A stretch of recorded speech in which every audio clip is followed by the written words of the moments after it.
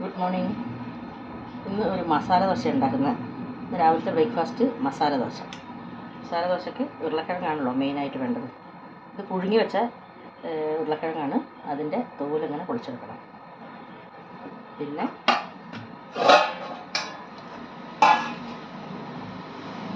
ഉള്ളി, ഇഞ്ചി, പച്ചമുളക്, കരിവേപ്പില ഇത് കുറച്ച് നന്നായിട്ട് കുറച്ച് വലുപ്പത്തിൽ, ഇത്രയുള്ള വലുപ്പത്തിൽ മുറിച്ച് വെക്കുക.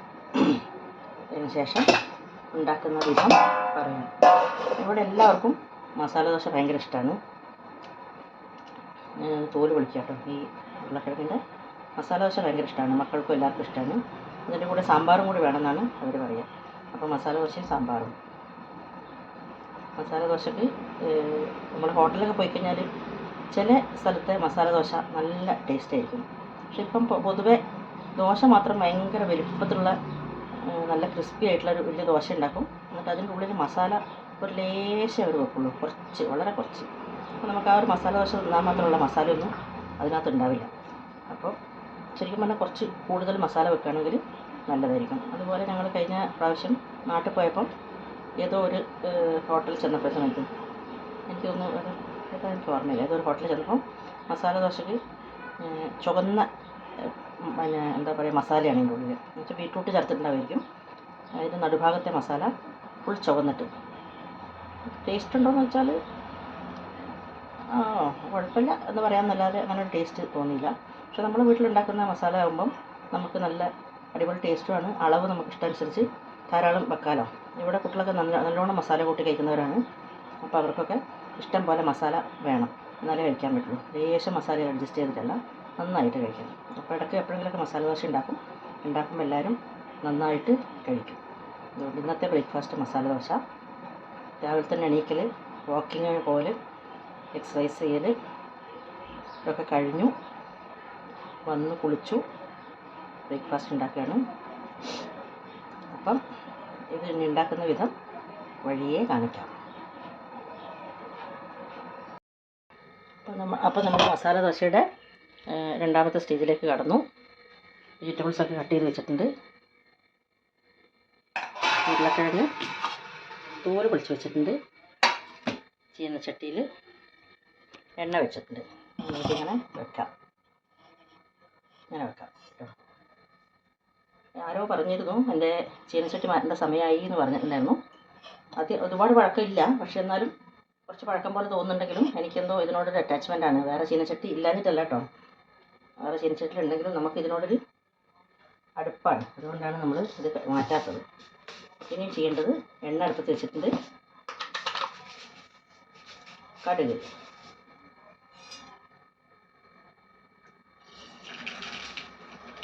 കടുകിടുക. ഉഴുന്ന് പരിപ്പാട്ടോ, ഉഴുന്ന് പരിപ്പ്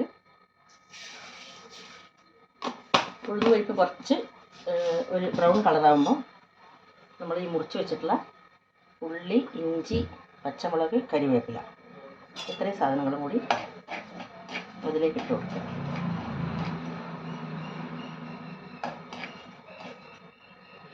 ഇതിലേക്ക് ഇടേണ്ടത്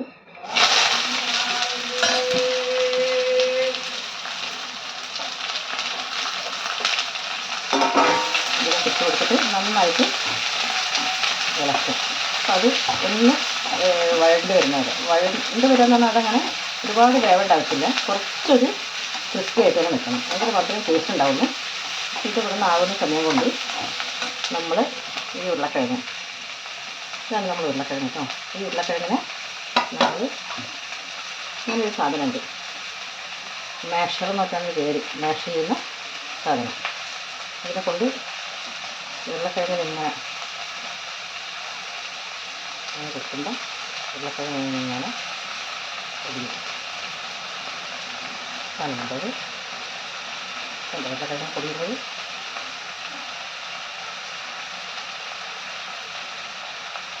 അങ്ങനെ എല്ലാ ഉരുളക്കിഴങ്ങും ഇവിടെ വെച്ചിട്ട് അങ്ങനെ കുത്തി നമ്മൾ മാഷ് ചെയ്തെടുക്കണം. അതിൻ്റെ ഇടയ്ക്ക് ഇങ്ങനെ നമ്മൾ നോക്കണം കേട്ടോ. ഈ ഉള്ളി എന്തായാലും നോക്കണം. ഉള്ളി വേഗം വഴണ്ടി വരാൻ വേണ്ടി നമ്മൾ കുറച്ച് മഞ്ഞൾപ്പൊടിയും ഇട്ട് കൊടുക്കുന്നുണ്ട്. എല്ലാ കറികളിലും നമ്മൾ മഞ്ഞൾപ്പൊടി ചേർക്കുമല്ലോ പൊതുവെ. എല്ലെന്ന് പറയാൻ പറ്റില്ലെങ്കിലും ഒരുവിധ എല്ലാ കറികളിലും നമ്മൾ മഞ്ഞൾപ്പൊടി ചേർക്കും. മഞ്ഞൾപ്പൊടി വളരെ ശരീരത്തിന് നല്ലൊരു സാധനമാണ് മഞ്ഞൾ. നമുക്ക് എന്തെങ്കിലും വിഷാംശമൊക്കെ ഉണ്ടെങ്കിൽ അത് പോകുന്നുള്ളത് കൊണ്ടായിരിക്കാം പണ്ടുള്ളവരൊക്കെ മഞ്ഞൾപ്പൊടിനെ ഭക്ഷണത്തിൽ നിർബന്ധമായും ഉൾപ്പെടുത്തിയത്. ഞാൻ ഈ ഉരുളക്കിഴങ്ങ് ഇങ്ങനെ മാഷ് ചെയ്ത് കൊണ്ടിരിക്കണം കേട്ടോ.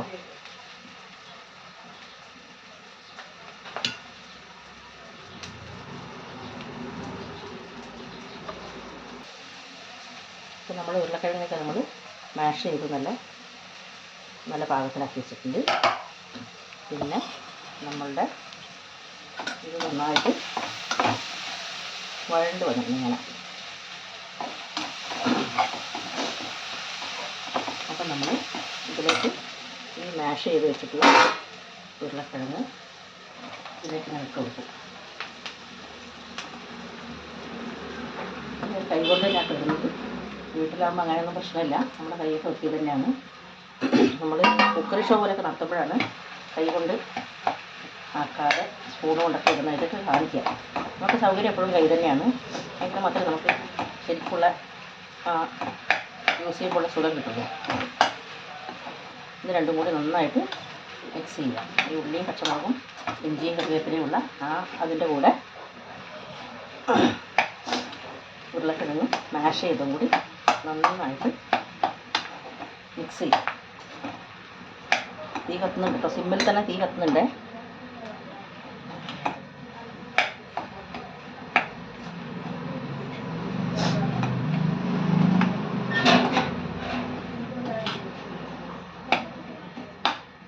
മാഷ് ചെയ്തതിൻ്റെ മേലെ ഇങ്ങനെ ഒട്ടിപ്പിടിച്ചൊക്കെ നിൽക്കുന്നുണ്ടാവും. അതൊക്കെ നമുക്ക് ഇതിനകത്തേക്ക് ഇങ്ങനെ ഇടാൻ പറ്റും.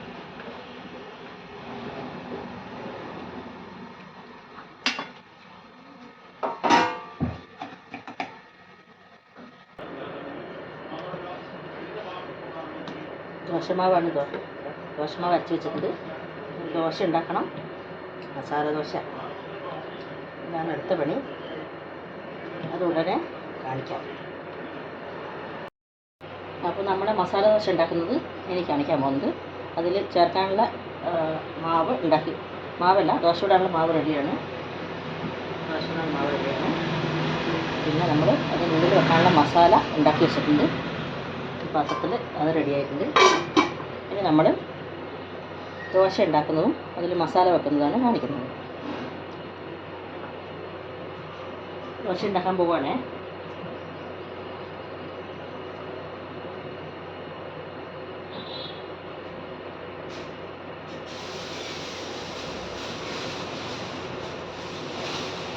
നല്ല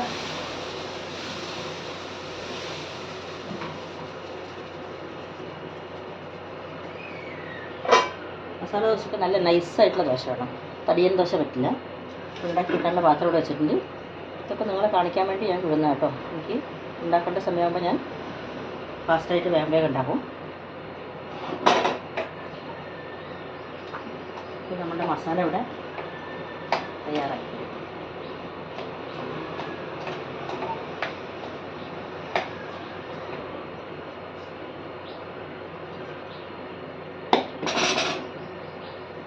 ദോശ നോക്കുകയാണ്.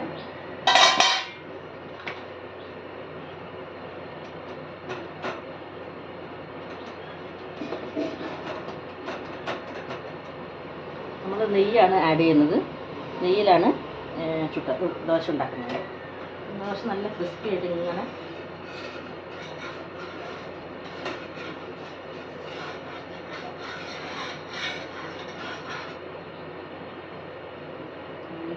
ദോശ ഇങ്ങനെ ഇട്ടിട്ടുണ്ട്.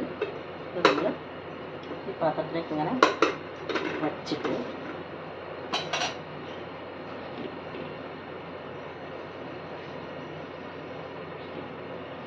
മസാല ഇങ്ങനെ കോരി ദോശയിലേക്ക് വെക്കും. ക്ഷാമമില്ലാതെ വെക്കും. എന്നിട്ട് ഇത് ഇങ്ങനെ മടക്കി കാണുന്നില്ലേ? മടക്കി ഇങ്ങനെ ആക്കിയിട്ട് അതിൻ്റെ മുകളിൽ കുറച്ചുകൂടി നെയ്യ് ഇങ്ങനെ ആക്കും. ഇതാണ് മസാല ദോശ. ഇത് ഒരാളുടെ മുമ്പിൽ ഇങ്ങനെ കൊണ്ടുപോയി വെക്കുമ്പോൾ അവരിങ്ങനെ തുറന്നിങ്ങനെ നോക്കുമ്പോൾ നല്ല മസാല ദോശ. ഇതാണ് ഞങ്ങളുടെ മസാല ദോശ. അപ്പോൾ ഞങ്ങൾ മസാല ദോശ ഉണ്ടാക്കി കഴിക്കട്ടെ. എല്ലാവരും റെഡിയായി വന്നിട്ടുണ്ട്. ഭർത്താവ്, മക്കൾ എല്ലാവർക്കും മസാല ദോശ ഉണ്ടാക്കി കൊടുക്കട്ടെ. ഞാനും കഴിക്കട്ടെ. ഓക്കെ, ഇന്നത്തെ വീഡിയോ ഇത്രയേ ഉള്ളൂ.